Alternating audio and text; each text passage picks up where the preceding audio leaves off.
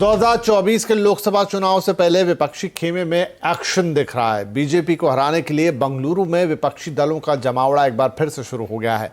पटना के बाद इस दूसरी बैठक में 26 विपक्षी पार्टियां शामिल हो रही हैं। खास बात यह है कि इस बार कांग्रेस की पूर्व अध्यक्ष सोनिया गांधी भी इस बैठक में हिस्सा ले रही हैं। कांग्रेस के राज्यसभा में दिल्ली अध्यादेश के खिलाफ आम आदमी पार्टी का समर्थन करने के ऐलान के बाद अरविंद केजरीवाल भी इस बैठक में पहुंच रहे हैं। मुख्य बैठक कल सुबह 11 बजे से शाम 4 बजे तक होनी है, लेकिन सोनिया गांधी ने आज शाम को विपक्षी दलों को डिनर पर बुलाया है। इस बैठक पर और जानकारी के लिए अब हमारे साथ है हमारी सहयोगी पल्लवी घोष। तो पल्लवी, पटना के बाद अब बंगलुरु में विपक्ष का ये जमावड़ा, इस बार दलों की संख्या भी बढ़ती हुई नजर आ रही है। अरविंद केजरीवाल भी साथ आ गए हैं और सोनिया गांधी भी पहुंच रही है। क्या विपक्षी एकता यहां से एक कदम और आगे बढ़ती दिखाई देगी?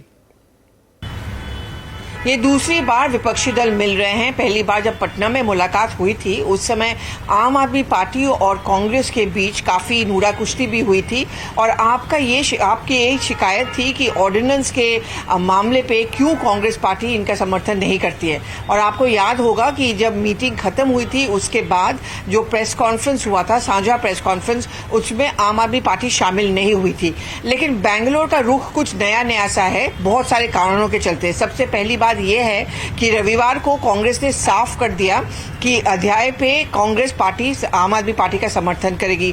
इसका अरविंद केजरीवाल ने ट्वीट करते हुए कांग्रेस अध्यक्ष मल्लिकार्जुन खड़गे को थैंक यू भी कहा और अब आप शामिल होगी बैंगलोर की मीटिंग में। और ये बहुत जरूरी था क्योंकि इस मीटिंग की अगुवाई कांग्रेस पार्टी कर रही है, यानी कि वो होस्ट है। और ऐसे में अगर कोई भी घटक दल शामिल ना हो या कोई भी दल शामिल ना हो, वैसे सवाल पूछा जाता फिर कांग्रेस पार्टी पर कि कांग्रेस शायद किसी और को एकजुट नहीं कर पाएगी। सबसे बड़ी बात तो ये है।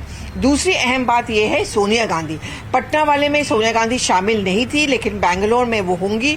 और ये बात हम सबको पता है कि कुछ ऐसे नेता हैं जैसे कि शरद पवार या ममता बनर्जी, वो लोग उतने कंफर्टेबल राहुल गांधी के साथ नहीं हैं। वो ज्यादा बातचीत करना पसंद करते हैं सोनिया गांधी के साथ। और इसके अलावा 2004 में जब एक गठबंधन बना था, यानी कि यूपीए का, वो सोनिया गांधी के चलते बना था, तो इसलिए उनका एक्सपीरियंस काफी सक्सेसफुल माना जाता है।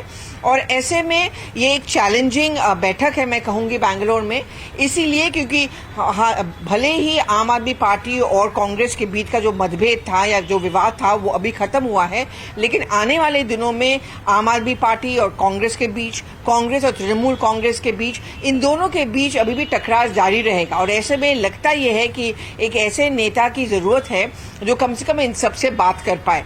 दूसरी बात है कि पटना में 24 पार्टी शामिल हुए थे, इस बार 26 हो रहे हैं। एमडीएमके और मुस्लिम लीग, जो कांग्रेस का सहयोगी है केरला में, वो भी शामिल हो रहे हैं। और क्योंकि नजर एनडीए पर भी है, आप देख रहे होंगे कि बीजेपी में धीरे धीरे करके बहुत सारे पार्टीज ज्वाइन कर रहे हैं एनडीए में, इसलिए इन विपक्षी दलों पर भी दबाव है कि हम जितने लोगों को अपने साथ ला पाए हम उनको अपने साथ लाएं। जी पल्लवी, बहुत शुक्रिया इस अपडेट के लिए। तो विपक्षी दलों की बैठक में क्या इस बार निकल पाएगा बीजेपी को काउंटर करने का कोई फॉर्मूला? आज आवाज अड्डा में हम भी इसी पर करने जा रहे हैं एक बड़ी चर्चा। शाम 7:57 पर जरूर देखिएगा आज का आवाज अड्डा। विपक्षी गठबंधन बन जाएगी बात।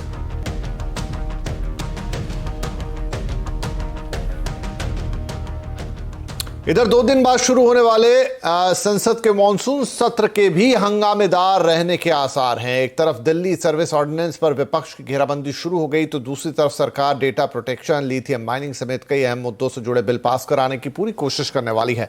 हम और ज्यादा जानकारी लेंगे, हमारे साथ हैं हमारे ब्यूरो चीफ और economic policy editor Lakshman Roy. तो लक्ष्मण, क्या इस बार का मॉनसून सत्र भी हंगामेदार रहेगा? क्या कुछ हो सकता है?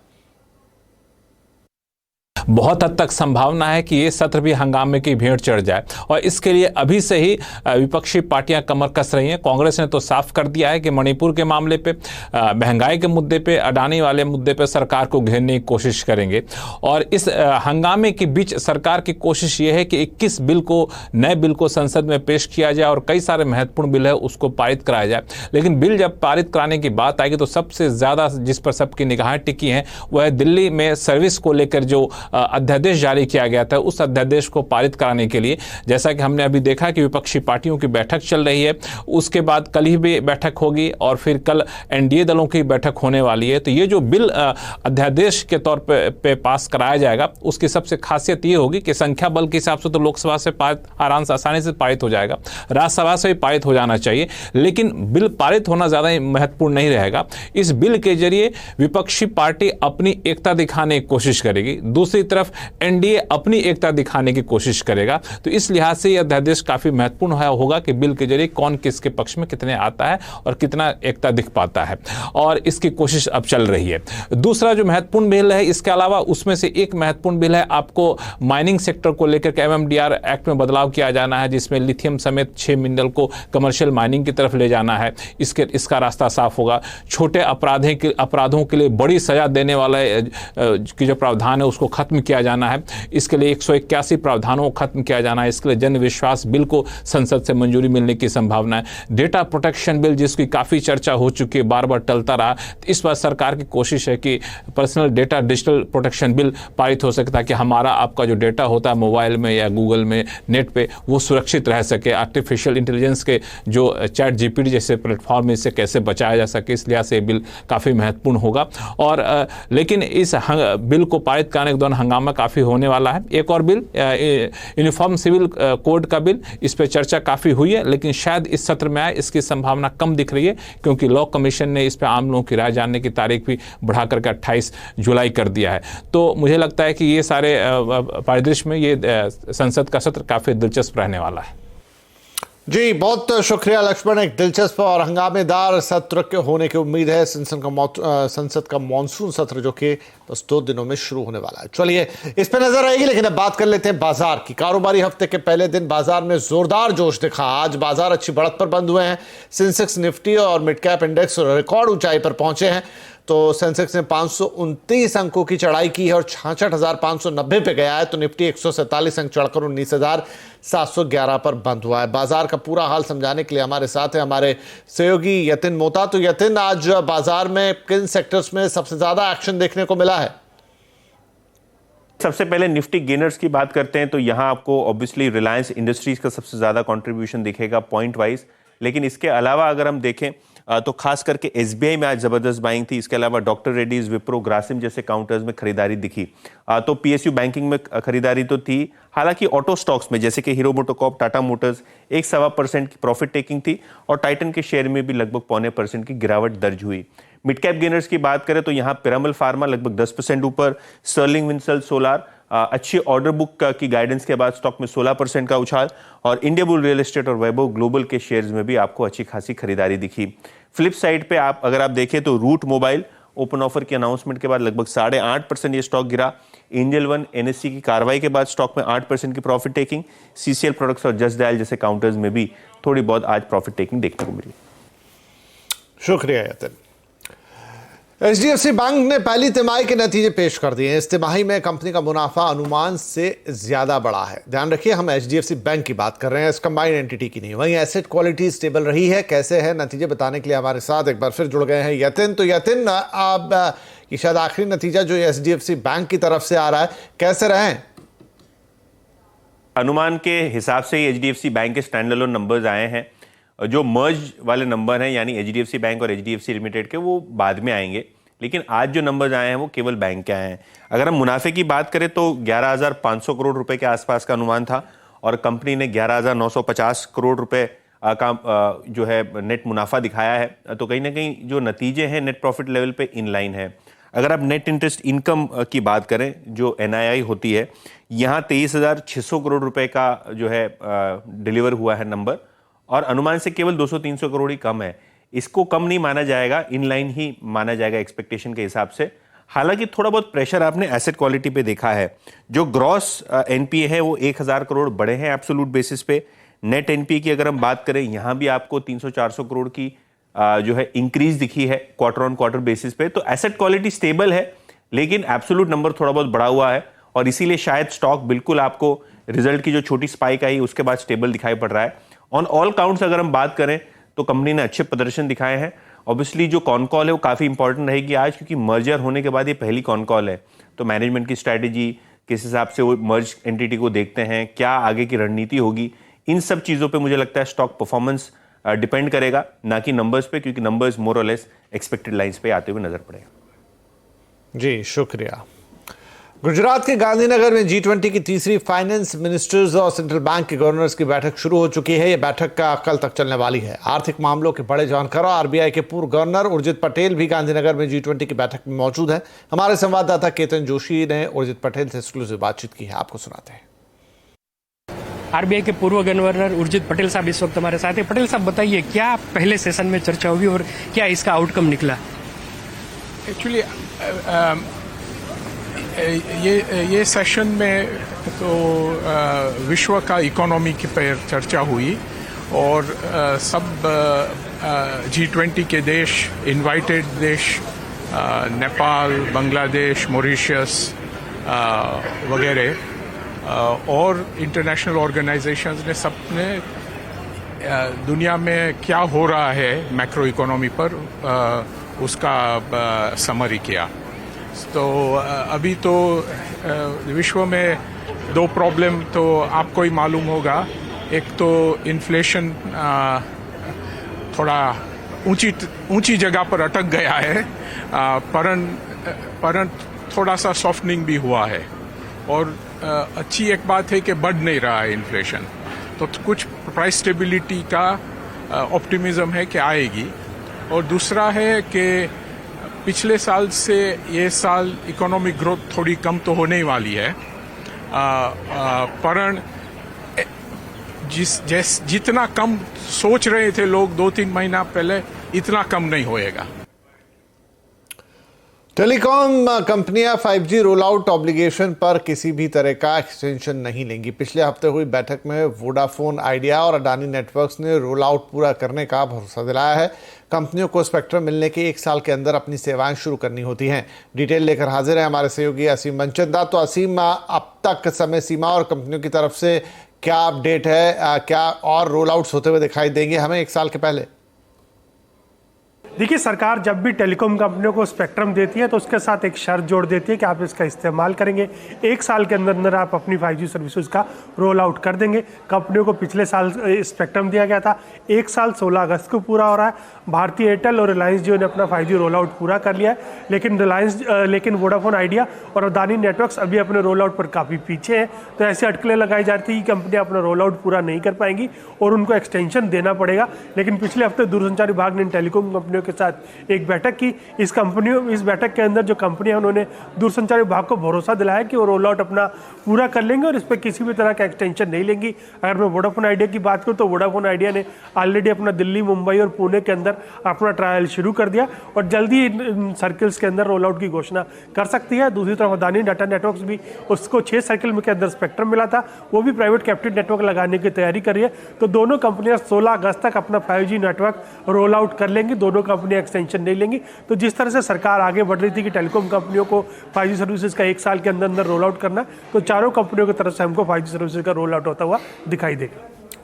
जी असीम, बहुत शुक्रिया इस खबर के लिए। और इसी के साथ हमारे लिए वक्त हो गया एक छोटे से ब्रेक का, लेकिन ब्रेक के उस पार आपके लिए कुछ और इंटरेस्टिंग खबरें समाचार। अब एक बारिश का अपडेट आपको दे देते हैं। बारिश से हुई तबाही थोड़ी सी थमती दिखाई दे रही थी कि हिमाचल प्रदेश के कुल्लू में बादल फटने की घटना सामने आ गई। इससे एक व्यक्ति की मौत हो गई और 3 लोग घायल हैं। यमुना का जलस्तर थोड़ा काबू में है तो गंगा का बढ़ने लगा है।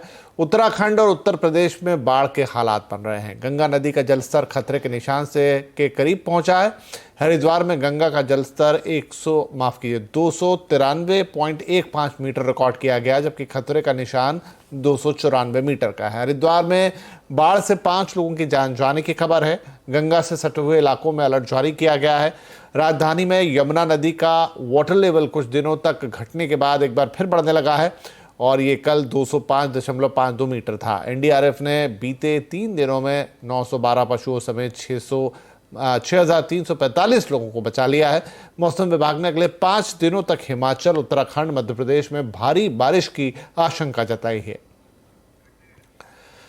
इधर यमुना का स्तर थोड़ा घटने के बाद क्या है राजघाट का हाल, बता रही है हमारी संवाददाता फराह। इस वक्त मैं उसी राजघाट पर मौजूद हूं जहां पानी के सिवा कुछ नहीं दिख रहा था, लेकिन अब राहत की बात है कि धीरे धीरे जो पानी है वो कम हो रहा है और आप देख सकते हैं कि राजघाट भी अब दिखने लगा है, क्योंकि ये नीममार्ग अब तक नहीं दिख रहा था। लेकिन सबसे बड़ी बात है कि ये जो आप पानी देख रहे हैं ये काफी गंदा हो चुका है और काफी दिन से ये जो पानी है वो यहाँ पर ऐसे जमा हुआ था। अब धीरे धीरे इसे निकालने का जो है वो काम किया जा रहा है। और एक बार देखिए ये पानी कितना गंदा हो चुका है, यहाँ पर पूरे मच्छर देखने को मिल रहे हैं, बदबू आ रही है। तो बहुत ज्यादा जरूरी हो गया है कि इस पानी को धीरे धीरे निकाला जाए। तो अभी हम देख रहे हैं कि कुछ दिनों पहले यहाँ पे जो रेलिंग्स हैं ये दिखना बंद हो गई थी, कुछ नहीं दिख रहा था, पानी का लेवल इससे ऊपर था, लेकिन अब पानी धीरे धीरे नीचे आ रहा है। वहीं अगर हम यमुना के जल स्तर की बात करें तो वहां भी ठीक ऐसा हो रहा है। यमुना का जो जल स्तर है वो खतरे के निशान तक पहुंच गया है। 205.33 जो है वो खतरे का निशान है। और अगर अभी सुबह 7 बजे की बात करें तो उसे ठीक 3 घंटे तक जो है पानी का लेवल एक सा ही रहा था, 205.45 था। लेकिन हल्का सा मामूली जो है वो देखा गया है कि बड़ा है और वो 205.48 पहुंचा है। तो इसी तरीके से जो पानी है वो घट रहा है, कभी कम हो रहा है। लेकिन सबसे बड़ी बात यह है कि जहां जहां भी जल भराव की स्थिति थी वहां पहले से कमी आई है। और राहत की बात यह है कि लगातार यमुना का जो जल स्तर है वो खतरे के निशान तक पहुंच रहा है, कम होता जा रहा है। और जहां भी जल भराव की स्थिति थी या बहुत ज्यादा दिक्कतें हो रही थी वो धीरे धीरे ठीक हो रही है। हालांकि अभी भी लोगों को बहुत ज्यादा परेशानियां हो रही है, लेकिन पूरे प्रयास किए जा रहे हैं कि जहां भी जल भराव हुआ है वहां से जल्द पानी जो है उसको डिस्चार्ज किया जाए। कैमरामैन आकाश के साथ फराह खान। और अब आपको एक इंटरेस्टिंग आंकड़ा बताते हैं और इसी पर आज हम कंज्यूमर अड्डा भी आपके लिए लेकर आएंगे। ये आंकड़ा आ रहा है आरबीआई की तरफ से, जिसके मुताबिक मई में क्रेडिट कार्ड से खर्च जो है वो रिकॉर्ड हाई लेवल पर पहुंच गया है। लेकिन दूसरी तरफ क्रेडिट कार्ड के ऊपर डिफॉल्ट भी तेजी से बढ़ गए हैं। तो इसमें क्या है आपके और हमारे लिए समझने वाली बात, इसी पर है आज का कंज्यूमर अड्डा। क्योंकि बहुत सारे लोग हम में से क्रेडिट कार्ड का इस्तेमाल करते हैं, लेकिन क्या ये हमारे लिए एक माया जाल तो नहीं बन गया? तो क्रेडिट कार्ड माया जाल, आज 5:57 पर जरूर जुड़िए हमारे साथ। केदारनाथ मंदिर के अंदर मोबाइल ले जाने पर अब पूरी तरह से बैन लगा दिया गया है। मंदिर प्रांगण के अंदर फोटो खींचना या रील्स बनाना अब प्रतिबंधित है। आदेश का पालन नहीं करने पर दोषियों के खिलाफ कार्रवाई की जाएगी, कानूनी कार्रवाई की जाएगी। हाल ही में एक महिला यूट्यूबर ने अपने प्रेमी को मंदिर के बाहर प्रपोज किया था और इसका वीडियो सोशल मीडिया पर जमकर वायरल हुआ और इसी के बाद मंदिर प्रशासन ने कदम उठाया है। मंदिर प्रांगण में जगह जगह नोटिस बोर्ड लगाए गए हैं जिनमें कहा गया है कि मंदिर प्रांगण में मोबाइल ले जाना प्रतिबंधित है। इसके साथ ही कुछ अन्य बोर्ड में मर्यादित कपड़ों में ही मंदिर में आने की बात भी कही गई है। इस बार इंडियन एथलीट्स ने बैंकॉक एशियन एथलेटिक्स चैंपियनशिप में शानदार प्रदर्शन किया है। 6 गोल्ड मेडल के साथ कुल 27 मेडल जीतकर भारत ने तीसरी पोजीशन पर अपने आप को रखा है। मुकाबले के आखिरी दिन भी जबरदस्त रोमांच और कामयाबी का मंजर रहा। 800 मीटर दौड़ में भारतीय एथलीटों ने मेंस और विमेंस दोनों कैटेगरी में 8 सिल्वर और 5 ब्रॉन्ज मेडल अपने नाम किए। इस चैंपियनशिप में नंबर 1 जापान और नंबर 2 पर चीन बना हुआ है। लेकिन इस साल सितंबर में शुरू होने वाले एशियाई गेम्स से पहले इंडियन एथलीट्स के इस अच्छे प्रदर्शन से आगे की उम्मीदें काफी बेहतर हो गई हैं। और आवाज समाचार के इस एडिशन में इतना ही, लेकिन सीएनबीसी आवाज पर खबरें और अच्छे कार्यक्रम दोनों जारी हैं, तो उनका लुत्फ उठाइए। और साथ ही आप हमारे सोशल मीडिया प्लेटफॉर्म पर बस एक क्लिक पर ले सकते हैं ताजा जानकारियां और शानदार खबरें। नमस्कार।